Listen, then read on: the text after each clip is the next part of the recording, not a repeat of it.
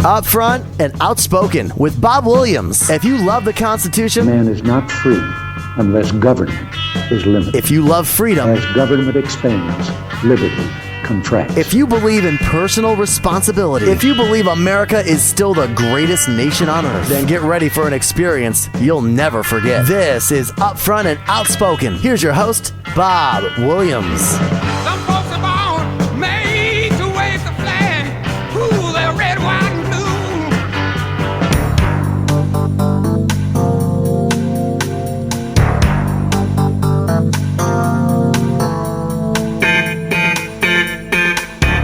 And good morning. Welcome back to Upfront Outspoken. Of course, I'm your host, Bob Williams, with you here.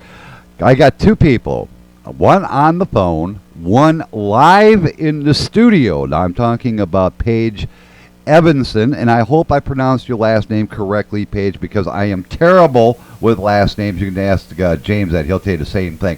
I want to welcome you to the program this morning. Thank you so much, and you did a great job pronouncing Eavenson. There. Hey, I finally got somebody's name right, you know.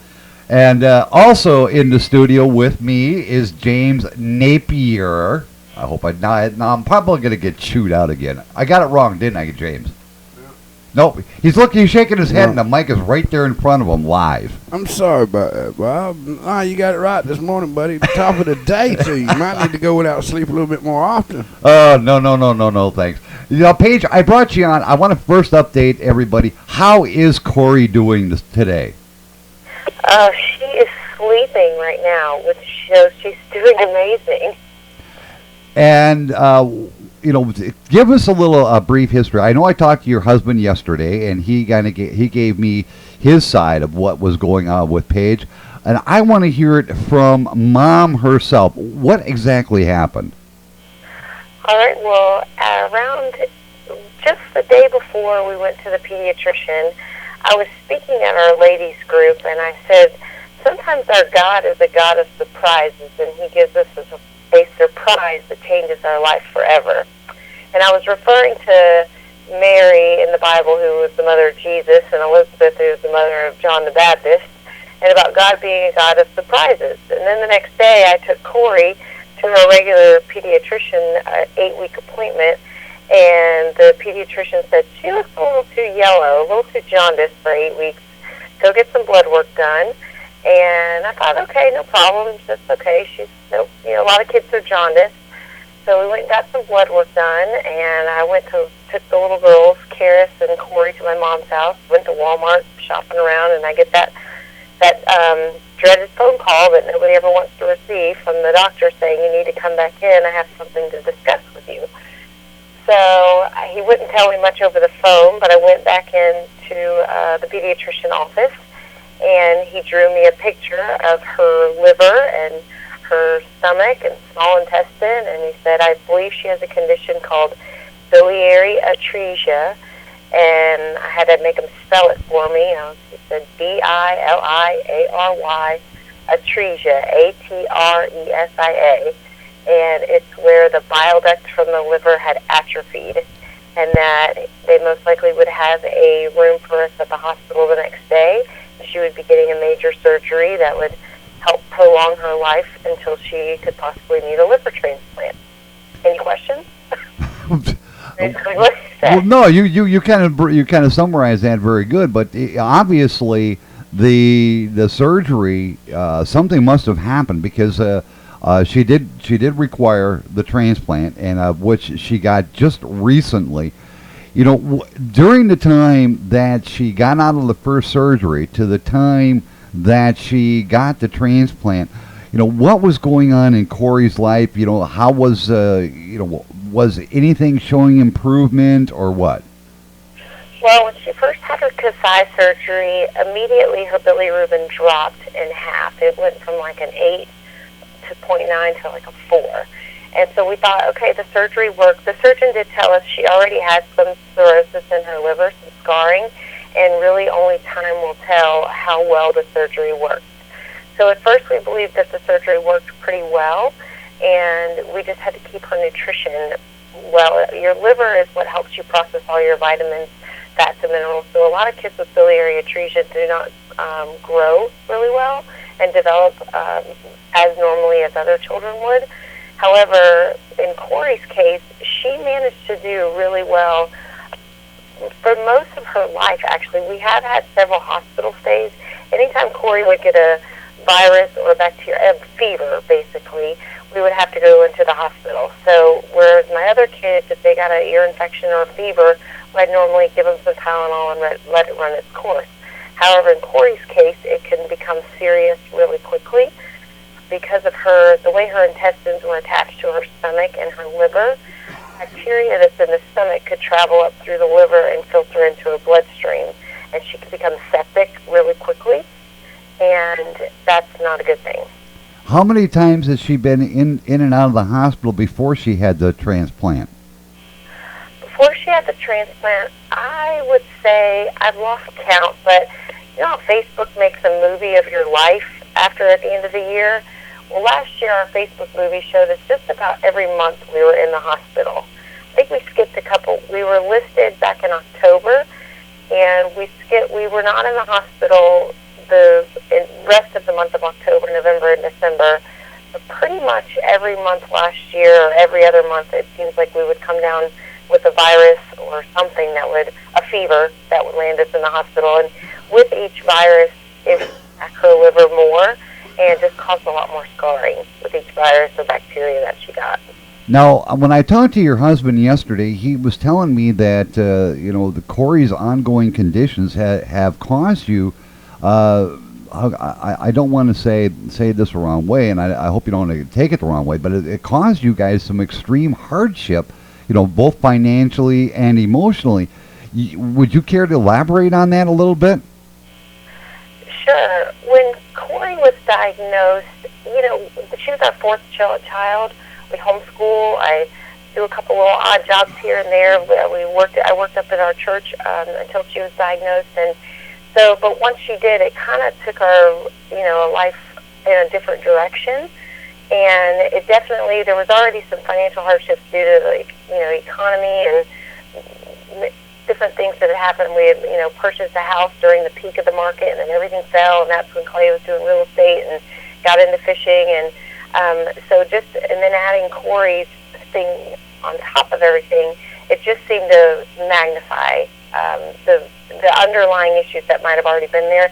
It just seemed to magnify, but it definitely was exhausting, I think, for everybody, not just including myself and Clay, but for our other children as well and grandparents, because it takes a toll on the whole family when a child becomes sick, and you don't know at the time, during when she was first diagnosed up until this transplant, we didn't know when is the ball going to drop, when will she need a transplant, will she get sick again, there's just so many what ifs and so many things up in the air, and being a person who likes to plan out something, you just can't really have a plan because tomorrow the plan could change because you could be back in the hospital. So that definitely makes life a little bit more tricky. So during this period when, this is before, and I'm going to be bringing James in here in a couple of minutes here, but I definitely want to get, your comments. Before, when you first, like you said, when Corrie was first diagnosed with this, and then, of course, you've been having the financial turmoil, up to a certain point, and I noticed that you do have a fundraising campaign going for Corrie, but it seems that that's going slow. I mean, normally everybody jumps on the bandwagon, especially when it's a child. How can people go about and say, look, I understand this child's concerns, I understand the medical bills, the family needs the help. Where can they go to say, okay, here's my portion to help out? Right. Well, that's correct. We set up one of the things that Children's Healthcare of Atlanta, the social worker, put us in contact with COTA, COTA, the Children's Organ Transplant Association. So we've been in contact with COTA. However, one of the things with COTA is that you have to establish a team of people to help with your fundraising efforts. And everything has happened so fast with Corrie, from the time we set up COTA to her getting listed, to different traveling back and forth, that we haven't started the big campaign of filling up her Coda account. So God has been really faithful, and people have been very generous. I did have some friends back home actually put on a 5K for Corrie, Capes for Corrie, and where we raised some funds, which we put into a family account, and several of those funds will be transferred into her Coda account. But we definitely want to fill up that fund for Coda, because it will be Corrie's for life, to go to all of her liver transplant-related expenses and travel and things like that. And on her Facebook page, the Corrie story with Biliary Atresia, there's a link for Coda, and then there's also information for, we have a fund set up at Regions Bank. It's the Corrie Eavenson Family Fund. And another friend had also set up a Give Forward account, which I'll link that on the Facebook account as well, for people if they just want to donate directly to our family. But at any Regions Bank, people can make a donation to the Corrie Eavenson Family Fund, or contact me through Facebook. I'm pretty good about replying back to messages and getting people info. And when you donate to Coda, it's a tax-deductible donation, and people can click on the link right there and donate right there, and they were able to write off that donation for tax purposes, and Coda will be able to disperse the funds to us as well. Now, the next question, excuse me, that's what I think I hate about live radio. If you cough, it's there. Right. Then the next question I have for you then is, how did you hook up with James and Terry? Well, as my husband told you yesterday, I'm a collector of friends and a connector of people. And I know some people don't like Facebook, but I love it for this reason. It's for my personality, it works out perfectly. So I started Corrie's page last year sometime. It was the easiest way to get the word out to the masses, and since we have family all over, it was easiest just to put out there what our story and what Corrie was going through and give everybody an update. So I'd have to send repeat texts and phone calls and emails. So I got a message from Terry, James's wife, that, hey, you need to contact my husband. So I contacted she gave me James's info, and so I contacted him, and he messaged me on Facebook, and I sent him, I said, here's my phone number if you'd like to know more, and called right away one night while we were in the hospital. So I really just look at it as a total divine appointment, getting to meet James and his wife Terry, and they have no idea what they're in for, meeting us. I seen the pictures where James actually spent some time with Corrie. When you first met this guy, I mean, he towers over me. Now I'm almost 6 foot, and this guy makes me look like a midget. What was your first impression of him? Well, my husband is 6'3", and I'm 5'2", so my first impression of James was he just reminded me of so much of my family. I'm from Mississippi originally, so if you need me to turn on the accent, I can. And when I met James, I thought, oh, this is just like my family.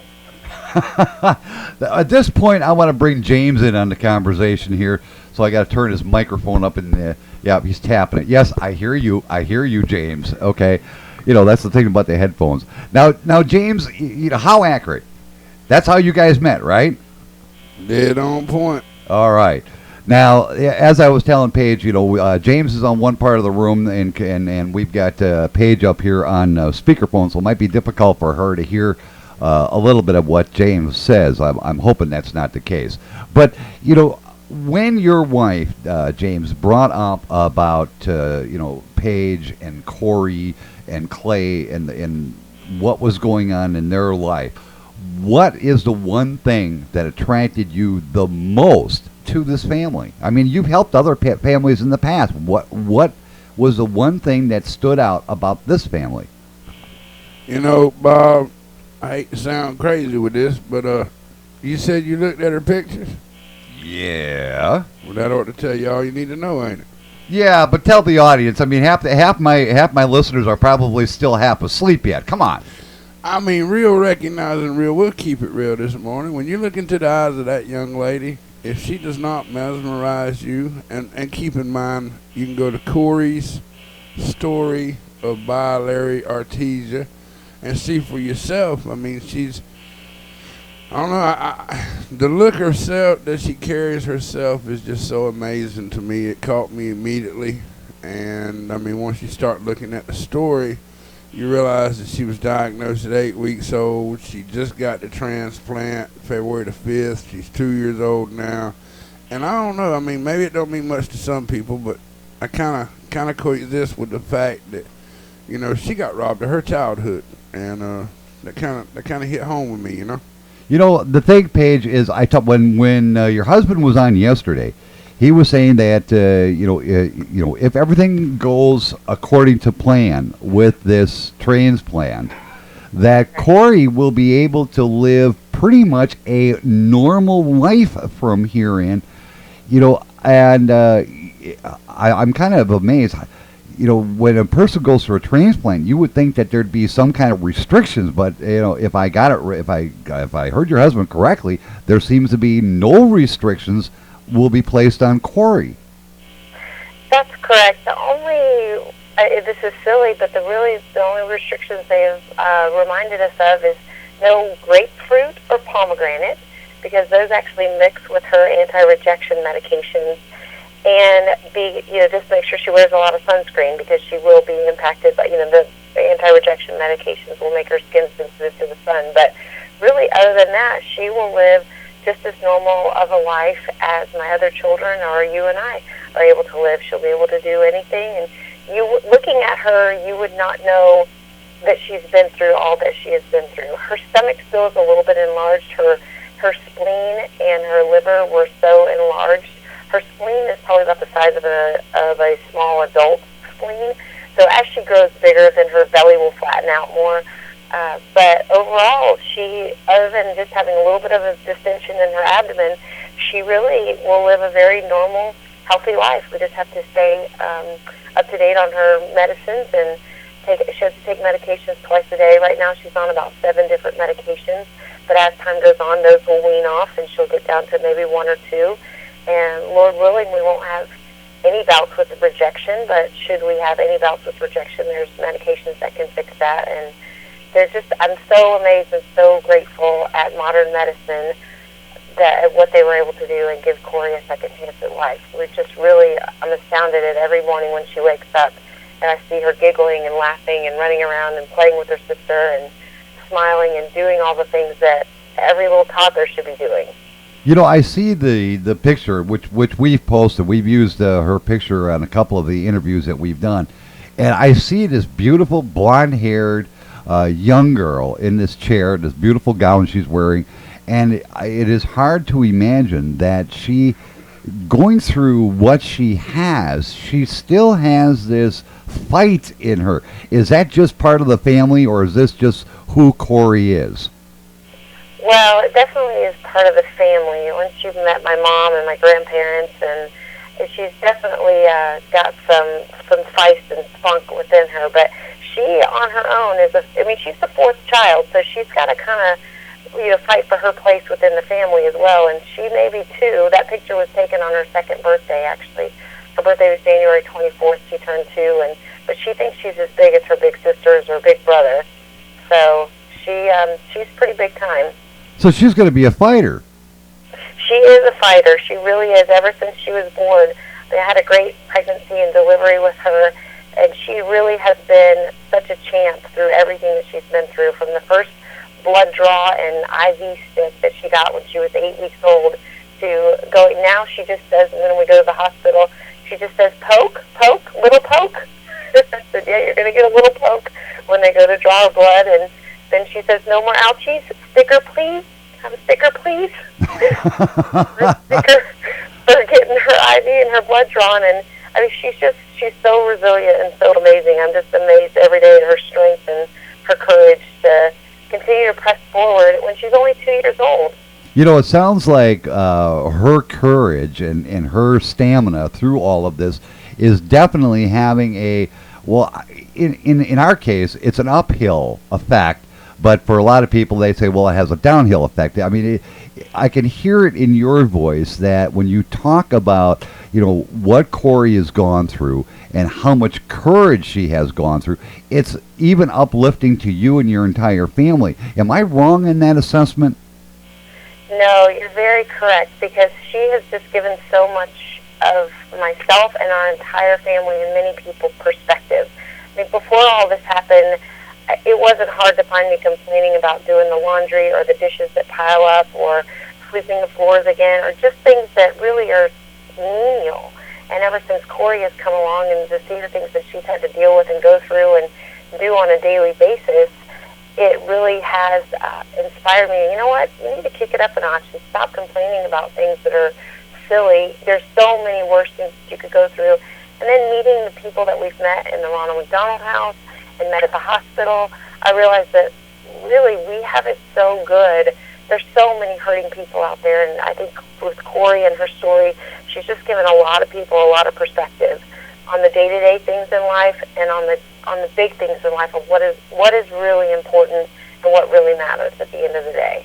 Wow. Now, coming up here, I want to bring James back in on this one, but I want to get your impressions first before I turn James's mic back up. On the 2nd of March, there is going to be a benefit held for Corrie at John A's in Nashville. And when I spoke with your husband yesterday, he informed me there is a high probability that both you and Corrie are going to be at that benefit. Is this correct? That's correct. That is our goal. As of right now, Corrie has to get blood work done Monday, Wednesday, Friday, and this is our second week of doing that. And then the following week, we only have, if everything is status quo, then we will only have to get blood work once a week.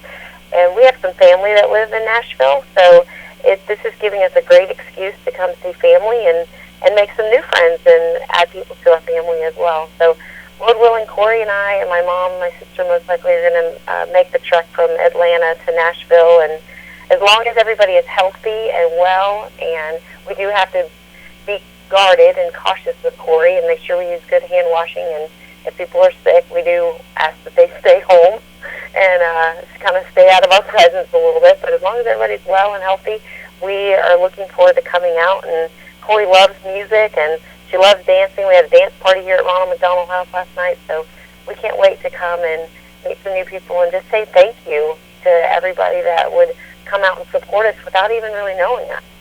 And that's where I want to bring James in here, because James has been telling me some of the lineup of guests that are going to be at this benefit. James, he's sitting there going through his notes. He knows what I'm going to ask him. I'm going to ask him right out. Who are some of the guests that are, I shouldn't say guests, some of the artists that are going to be part of this event for Corrie? He's sitting there going through his papers. I don't know.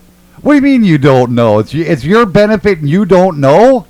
No, this Corrie's benefit, buddy. I'm just along for the ride. You're along for the ride. Well, I can tell you one that I know for a fact, and that is Jimmy Parker is going to be there. He's a great friend of ours here. And you said one person that I'm going to be getting on here Thursday, Chad Wesley, is going to be there. See, there you go. I told you can't keep crap from a journalist. You can't keep stuff from a journalist. You remember Tasmanian Devil, the Taz? Yeah. Well, this is, instead of saying the name Chad like you just did, it is Chaz. That's why I said Chaz. I said Chaz. It's too early. Too early. Let's see here. This the way it's broke down. We got Glenn and Dottie Tubb of the Ernest Tubb family. We got Karen Wheeler, back in the days known for Mule Skinner Blues. We got the Roadhouse Rambler, Mr. Mike Collison. Don McNatt and his lovely talented wife, Miss Karen McNatt. Chaz Wesley. I'm going to be coming in there with a star-studded Grand Ole Opry band with Mr. Terry Duncan on piano, for example. We got Jimmy Payne, legendary from Woman. You know, and Jimmy Payne, I got to say this. That old boy, the first time he goes on the Opry, he goes up there, he does his little deal, and he starts to leave. You know, he ended up getting 3 standing ovations the first time he ever went on the Opry. Did you know that, Bob? Yeah. In fact, I had him on here. I ought to know it. Oh yeah. Yeah. Oh yeah. I don't know nothing about radio. So, you know. Then we got Mr. Michael McGregor. We've got Ron and Leona Williams, Mr. Kobe Greer, Jimmy Parker, as you said, Mandy Zahn. Sean Hamilton is supposed to be in attendance, but He's having a few family crises. I don't know. We spoke last night. I hope he gets everything worked out. He better, or I'm going to get mad at him. Oh, look at him. You know, if you don't show up, I'm going to get mad at him. But then we got Miss Pearl Clarkin down out of Pensacola, Panama area, and she's doing real good in Nashville. Got a gentleman that's coming out of my hometown I'm looking real forward to, because I've kind of helped him sit on a song for many years. It's called Granddaddy's Guitar. So Mr. Chad Evers is going to be coming out of South Georgia. And, you know, as bad as I want to sit here and say names like Darryl Worley and other things, but I can't say those type of names because, you know, we do have some special guests coming in there, you know, towards the end of the event. And as I said yesterday, I will say again as I said then, if it goes down the way it's shaking the ground up there in Music City, about 11:45, we're going to shut the doors. And for everybody that has been there for that child up until that point, they're going to recognize what family is all about, because we're going to have some true blue star-studded boys come up in the house and take over. Now, you do know that by that time, Corrie is probably going to be in Mom's arms over here, passed out. You know that. Well, that don't mean we can't do the deal and raise a little bit of cane for the kid, because you got to get at their heartstrings to get able to do what needs to. You know, that's the thing, you know. You said it yesterday, and you said it so many times about family, not knowing what family means anymore. So many things, you know. I seen last night, dear friend of mine, Mr. Tom Drennan, he had a benefit there, and Chaz Wesley was there. Got to meet some old friends of his, Darryl Worley and Jeff Bates and a few others. And, you know, that event, after Tom got home, he did a little bit of Facebook posting. He made me realize the same thing. You know, even though he grew up in Jessup, Georgia, he knows Chad Evers real well. Tom made me realize the same thing we've been speaking on for several months now. Family is where it's at, you know, because when you got a serious situation come about, like Mr. Tom Drennan had with his house and studio burnt down, just about a month or so ago, you know, the community of musicians, what we call family, they come to the fundraiser last night, and they did pretty good for that young man. So I guess my point is, you know, sometimes you have to wait for something bad to happen to get involved. And as Mr. Clay said yesterday, I don't think you should sit around and wait to get involved. You should go ahead and do what needs to be done to help your fellow man. And, you know, Mr. Tom Drennan reminded me that this morning when he got out there and he put his little statement to the world about how great family coming together from the Atlanta and Nashville area to do a little bit of awareness for a cause, you know. So looking real forward to March the 2nd, round 2 for a 2-year-old. Right there at John A's at 2421 Music Valley Drive, directly across from the Grand Ole Opry at the Gaylord Auditorium. Instead of taking a left to go into Gaylord, take a right. Come around the corner directly across from the Cracker Barrel. You're going to find John A's, and I plan to have one heck of a party going on for this child. Definitely. And yesterday, you know, we had mentioned the fact that whatever is raised from this benefit is indeed going directly to Corrie, her mom, her dad, the family, to help offset some of these costs. You know, and Paige, I want to get your impression about the fact that this event came together so quickly. It must be kind of overwhelming for you.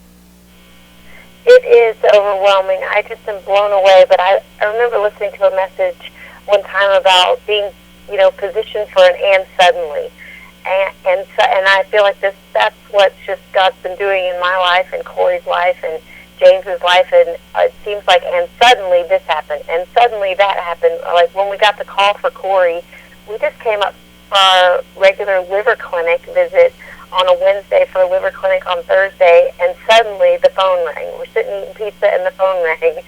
You ticket that an organ was a match for Corrie, and suddenly I get a Facebook post from Terry, James's wife, and suddenly I meet James, and suddenly there's this concert. But I think that this must be the theme, that we move through valleys fast, and we can't wait to see what God has on the other side. But we're going to enjoy the moment and take it as it comes. I've just really learned with Corrie, I can't plan too far out, so it's kind of good that things happen quickly and swiftly and move us right along to the next thing. You know, we were talking to Clay yesterday a little bit about his past, you know, and his stint with the New York Yankees. How does it feel to be married to someone that had initially been signed to pitch for them? Well, honestly, when I met Clay, I met him at church, and we met in a Sunday school room, and I went to school for journalism as well, and I decided I was going to be Katie Couric when I grew up. And you know, I'm in trouble when you said that. That was my minor in college. Well, broadcast journalism was the major I took in college, so when I met Clay, I didn't care. I didn't know what he did. I didn't care. I just was like, I'm going places and doing things, and I'll go out with you one time, but I heard you're moving away, so I'll never have to see you again. So God, of course, had a different plan once I met him and got to know his story, and he's amazing and has a real passion for other people and to do the things that God wants him to do. So he gets on to me a lot because I was always probably reading a lot whenever he was pitching and playing baseball. I did pay attention, but I just didn't get it as much as I probably should have. So, but he's amazing, and whenever he said he did after baseball ended, and he did real estate for a little while, but like he said yesterday, just was not extremely happy with that, and he's definitely my visionary and my entrepreneur. So when he said he wanted to fish for a living, I said, well, figure out how to do it, and he did. So, and he's done really, really well at it, and unfortunately, or fortunately, he hasn't had a boat since Corrie was listed because we didn't know how all this would come to pass, and then through a series of divine appointments, he's now been able to get this boat with Blue Wave Boats that's actually in Oklahoma, and for James to come along at just the right time to say, oh yeah, I'll drive out there.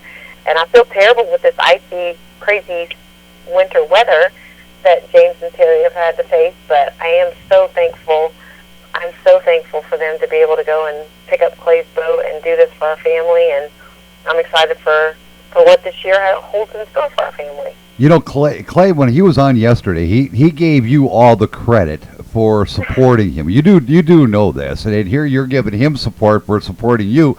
You know, this is family. You know, this is family. You know, you both support each other, you know, through thick and thin. You know, what I refer to as hell and high water. Of course, that's going to get me in trouble. You know, but what can I say? You know, and I'm going to put James on here right now. And James, I want you to tell us a little bit more about where this boat is and how, you know, what possessed you to come all the way from Tampa Bay to get it here in Oklahoma through our bad weather, unfortunately. Well, you know, they say Gorilla Tape and J.B. Weld will fix anything, but I'm still stuck on stupid, I reckon. But at the end of the day, I made a left turn in Guard, Georgia, and I just kept coming. I guess it goes back like we was talking about yesterday, you know, 85 with the Atlanta Boat Show, doing what they did for me to keep on keeping on, thanks to Simcoe, President and CEO at that time, Mr. Ted Conrad, and Mr. O'Neill Williams, and Gail Williams. If they wouldn't have helped me receive a boat back in 85 to replace my father's boat that he had sold to facilitate the transportation for me, going back and forth from Jessup to Eggleston, the same hospital that Corrie had her liver transplant, probably wouldn't be so emotional to me and probably wouldn't be here, you know? Yeah, but the thing is the boat itself, you know, the Clay is a charter captain, and when I had Clay on yesterday, he said that with what was going on with Corrie, indeed it was a setback for them, and now you're giving them renewed hope that there's going to be a silver lining to this. You do realize that, right? Well, you know, Miss Paige is actually the one that could correct me if I'm wrong, but she and I had spoken originally, and she asked me, you know, could I ride up there with him, and I said sure. Pick me up down here in Jessup, Georgia, and I'll go up there to Atlanta. And I even come up with the idea, you know what, let's just leave him there with family. I'll steal his truck while he's inside, and I'll go to Oklahoma. I know how to find the place. And then, God gave some divine intervention, and people stepped in like Miss Kelly Floyd of Jessup, Steel Horse Hauling, that helped provide the Sierra, keeping it real, if you will, to come out here and do this deal. So, she said that he had someone in the Panhandle he was going to pick up, and they were going to come up here and get it. And like I told Miss Paige, I felt better. Let's just stay home. Let him stay home with the family, and it'll be better that way. And he come back and said that he was going, and then it come back and she let me know he didn't want to go. Yeah, because he said yesterday that he would have had a little bit of anxiety driving that long distance. I guess he's kind of like me. I hate traffic. What can I tell you? I really do. The thing is you're in Atlanta. Your husband's down in Tampa. I mean, that's quite a distance as it is. How often are you able to actually see your husband and the rest of your family? Well, thankfully his family lives about an hour east of Eagleston, so they actually came over and spent the day with us a couple days ago. And Clay, more normally than all of our hospital stays, he has stayed home and watched our other kids so that I could be in the hospital with Corrie. And during the transplant, when we got the call on a Wednesday night, he drove up all night long with my mom and my son here to Atlanta and got here just in time to see Corrie before she went into surgery. And then he got his first dose of hospital living, and bless his heart, he's 6'3". He got to sleep on the little couch in the hospital room for a good 2 weeks. And then he was quite thrilled to get to the Ronald McDonald House. And so, thankfully, we've been married 15, going on 16 years now, and we've just established a good bond and a great relationship with one another. And our older kids, Kate and Claire, are amazing, and they worship the ground their daddy walks on. So they are so excited to have Dad back at home with them. And then, of course, the little girls, they're attached to my hip. So it's a good tag team effort. It takes a tribe, and we're so thankful that we have a great tribe. My parents, my sisters, my brothers, my in-laws, my family. I tell people, I said, you got to be careful who you marry, because you don't get just your spouse, you get the whole family. So make sure you love and respect the entire family. And we're just really, really thankful that a lot of prayer, a lot of communication, that's what helps us get through each day. And we know that this is all just temporary. Now, James is over there going, let me say something here.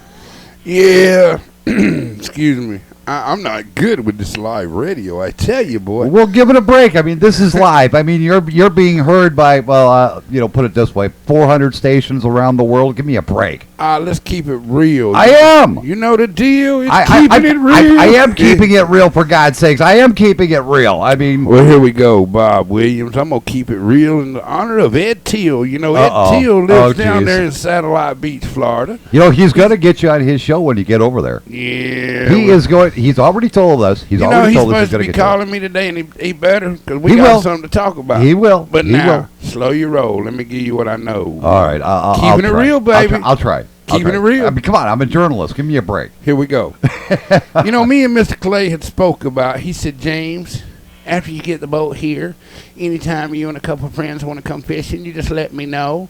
And James, if you want to come down here and stay while you're here, you're more than welcome to. And I said, well, that's an honor.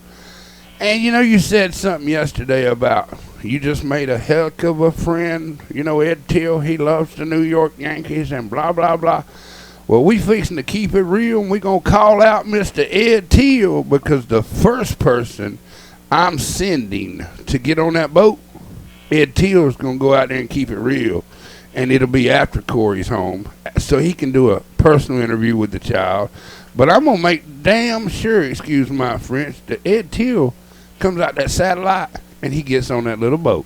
Whoa. He loves fishing. He talks about that all the time. Well, everything happens for a purpose. And when I say I'm calling out Ed Teal, you understand he's going to get on that boat and he's going to keep it real, right? You guys are going to have all this fun, and I'm stuck here in Oklahoma. Now, that's not fair. They got planes, they got lakes, they got boats everywhere around. Don't say you're stuck. I'll hitchhike. Come on. I'll hitchhike. I'm gonna get a ride in this boat. You know this. So I got to say, Miss Paige, I appreciate everything you've allowed me to be a part of your child's legacy that is being formed. But have you got a problem with meeting Mr. Ed Till and going out on a little fishing trip with that young man? Now, I don't know if you heard him, Paige. He wants to know, would you have a problem with taking Corrie and yourself out on the same boat with our most outspoken independent talk show host, Ed Till? I would be honored to meet Mr. Ed Till, and I might have to show him up with the fishing thing a little bit, but I'm sure he'd be all right with that. You know what? I'm going to do it like Ed Till does it. Ed Till, you on the spot. Drop it like it's hot. You going fishing. That's keeping it real.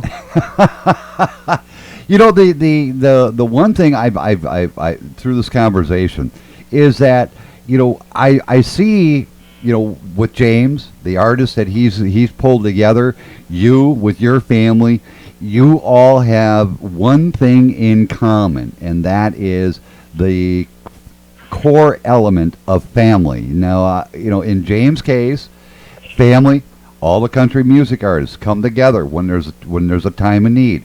You show that the actual family core still remains. Does this, by seeing this, by experiencing it firsthand, does it build your, I want to say, does it actually enhance what goes on at the home? First, I want to bring that up with Paige, and then I want to bring that same question up to James.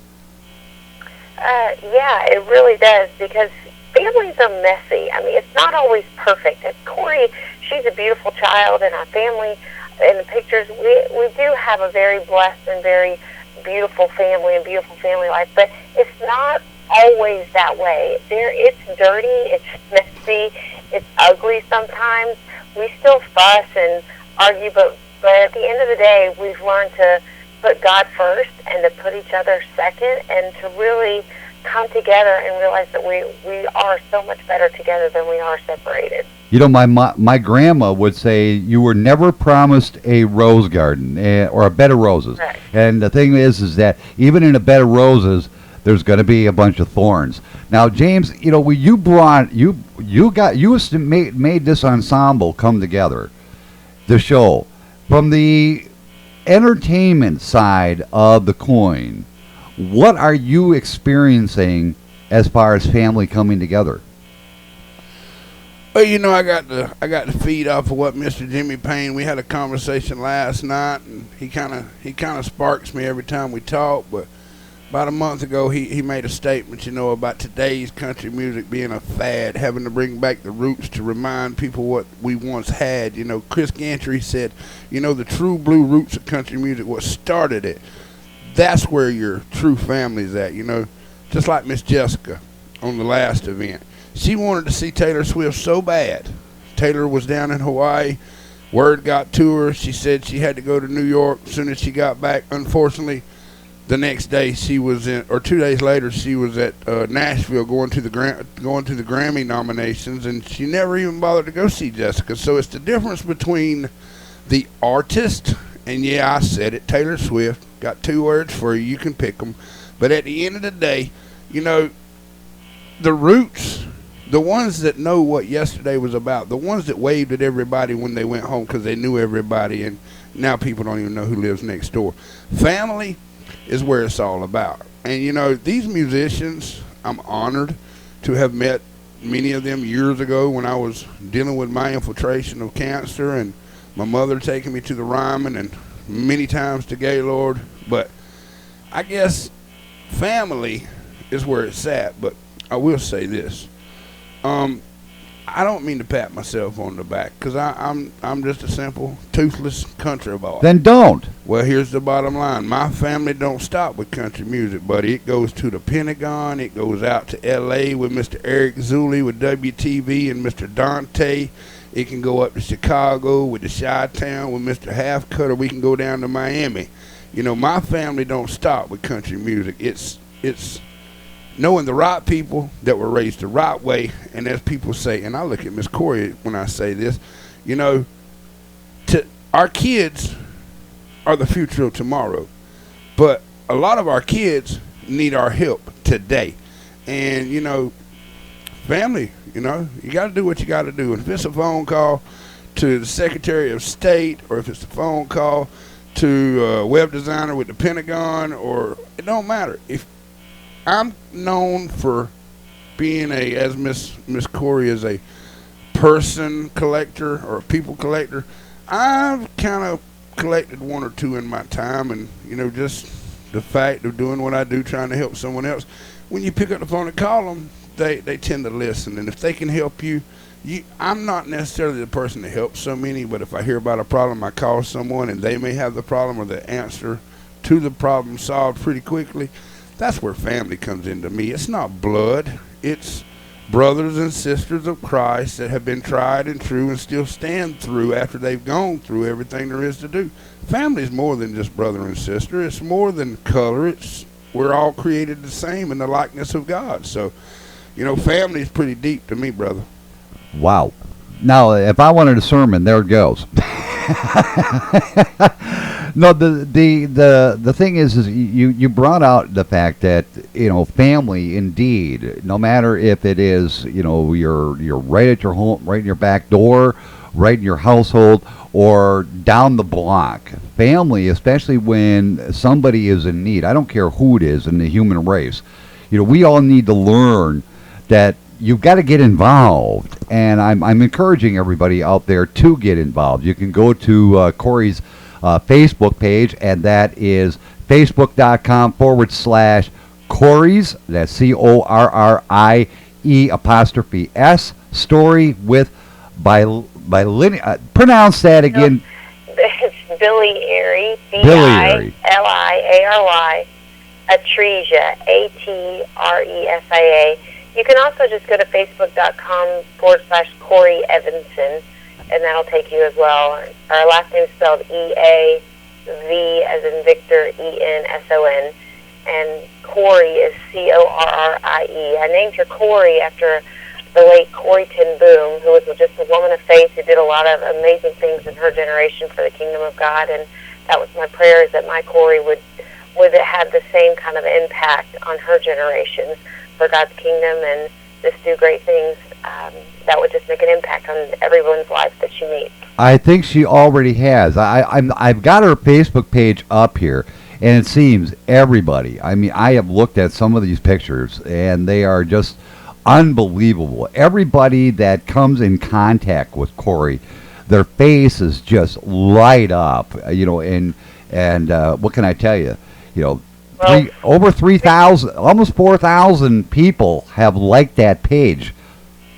It's really incredible, and I wish we were closer to Oklahoma and I'd let you meet her in person. So now you're just going to have to take a road trip. Come to Yeah, I know. Everybody keeps telling me I got to take a road trip, but you know, I have this habit. I get frustrated when I get around other people's cars. It's not road rage. No.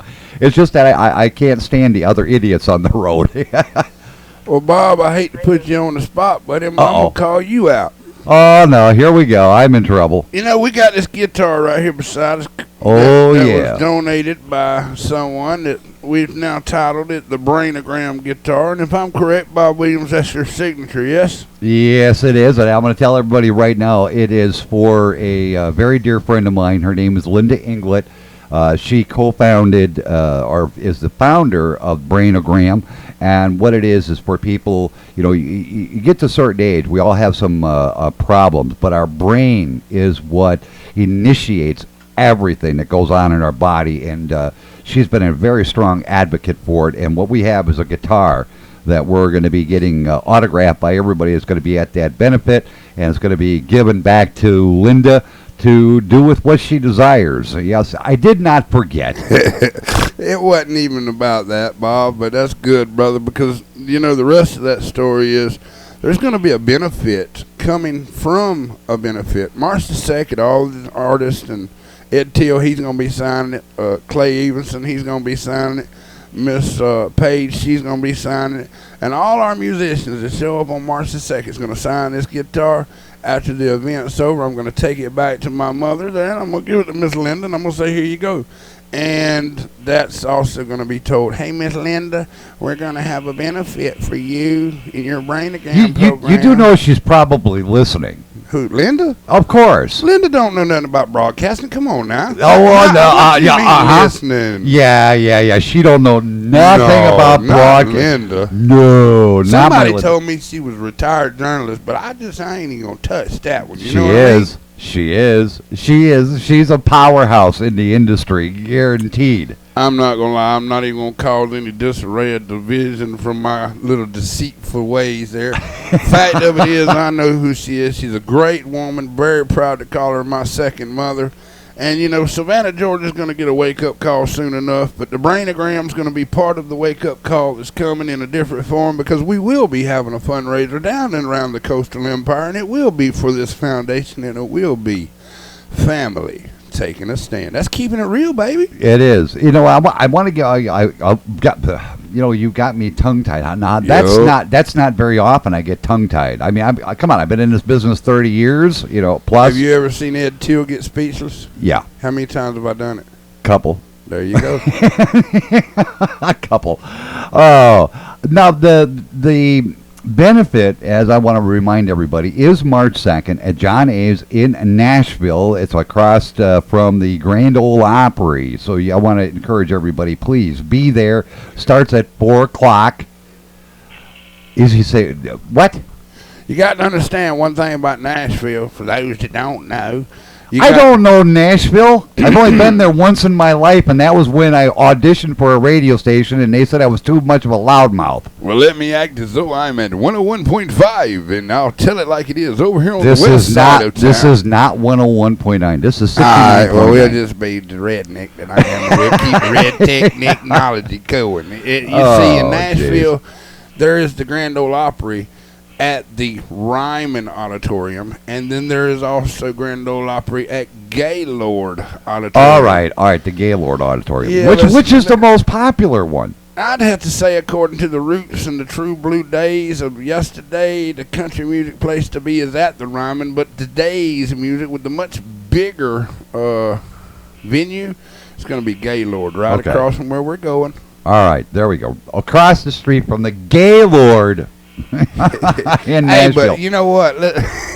my Lord's not gay. I just want to say. I didn't say that. I said gay Lord. I didn't say not a gay Lord. Give me a break. Jeez. Hey, it's early enough I can do that. Yeah, I know it's early enough. You know, we got about 4 minutes left here. And Paige, once again, I want you to, you mentioned other areas where if a person wants to make a donation to help you and help your family, and especially to help Corrie out, where would they go? They can go to her Facebook page, and the links are in the About section. They can go to any Regions Bank, which is pretty nationwide, and make a donation to the Corrie Eavenson Family Fund.